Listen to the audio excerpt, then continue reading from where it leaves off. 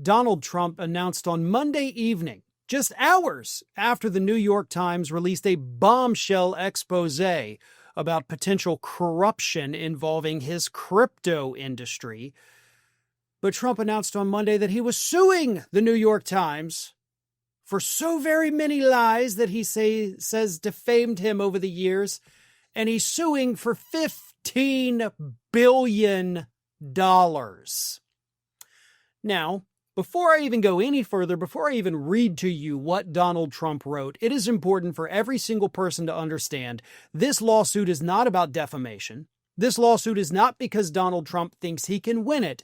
This lawsuit is yet another attempt by Donald Trump to not only silence the media, but get them to fall in line with his administration. Okay?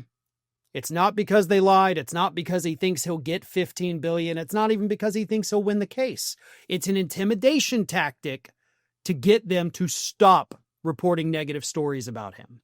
And I don't know how the New York Times is going to respond, but maybe they cave like Paramount and ABC and CBS, or maybe they go the Rupert Murdoch route of all people and stand their ground and say, see you in court, a-hole. But either way, here is what Donald Trump said on Truth Social. Today, I have the great honor of bringing a $15 billion defamation and libel lawsuit against the New York Times, one of the worst and most degenerate newspapers in the history of our country, becoming a virtual mouthpiece for the radical left Democrat Party.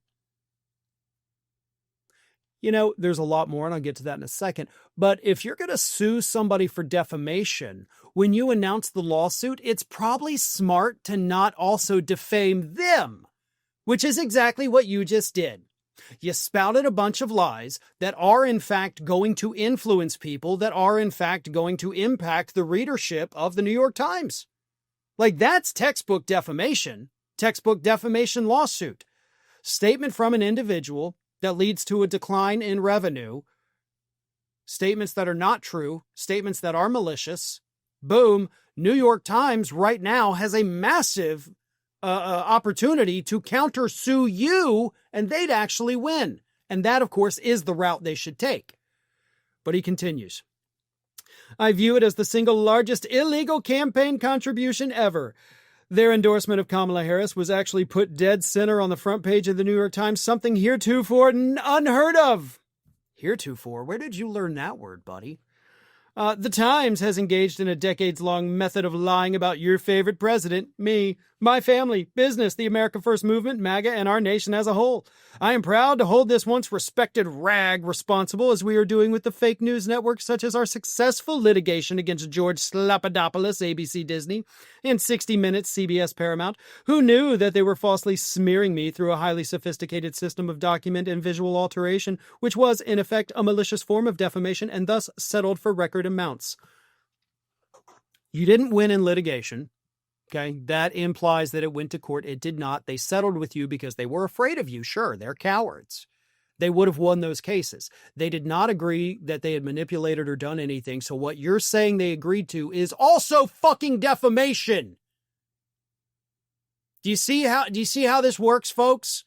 This man is defaming the people he is suing or has sued for defamation. If they weren't spineless cowards, they'd be suing the pants off of him right now. But they're not. They're not. They practice this long-term intent and pattern of abuse, which is both unacceptable and illegal. You see, you've accused somebody of breaking the law now. By the way, that's also defamation. You cannot accuse somebody of breaking the law. You actually can't do that. You can suggest that they may have violated a law. You can say what they did and then say what the law says. You actually cannot flat out say this person broke the law, though.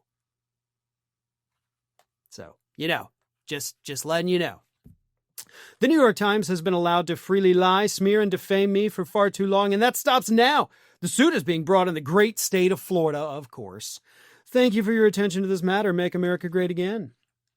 Now, here's the thing. You're calling them liars. You say, lie, lie, lie, lie, lie, lie, lie, lie, lie. Didn't you just last week actually lose your appeal for a defamation lawsuit against you because you called somebody a liar and they sued for defamation and won? So there's like 20 different things in his silly little post on Truth Social that any of these outlets or all of them together, hell, at this point, you probably got a class action against the guy, could sue him for defamation and win. They're not going to do that. I have no faith in the New York Times to do the right thing here. They'll cower, they'll buckle, they'll give him his damn money. Oh, and for the record, the report they were talking about, or that pissed him off so greatly, is the report that suggested that there was potential corruption with Donald Trump's crypto business, because just a couple days after the United Arab Emirates announced that they were putting $2 billion into the venture, which is also co-owned by his Middle East envoy, Steve Witkoff. So the guy over there negotiating with these people profited off of that. A couple days later, they gave UAE access to AI chips that the rest of the intelligence community in the United States said, holy hell, this is a bad idea. That's a national security risk. Don't do it.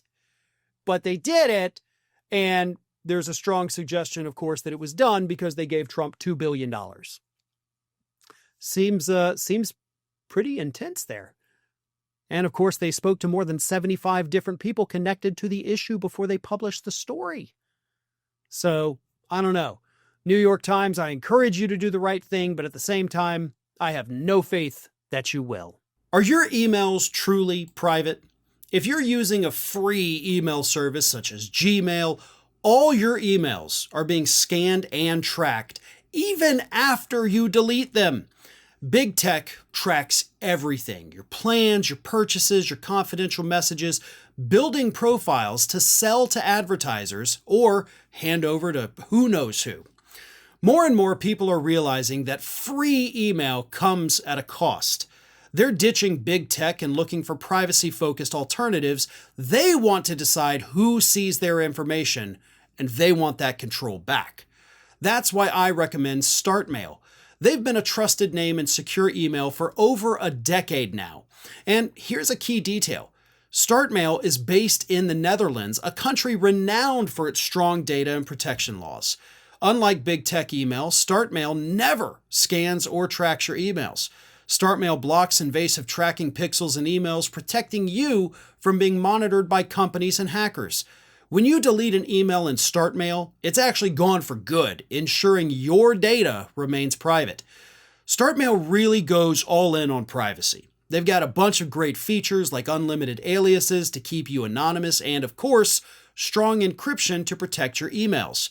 Moving to StartMail is hassle-free. With just a few clicks, you can easily migrate all of your existing emails and contacts to StartMail. So try StartMail for yourself, completely free for 7 days. Go to startmail.com/Farron to begin, and you'll also get a 50% discount on your first year.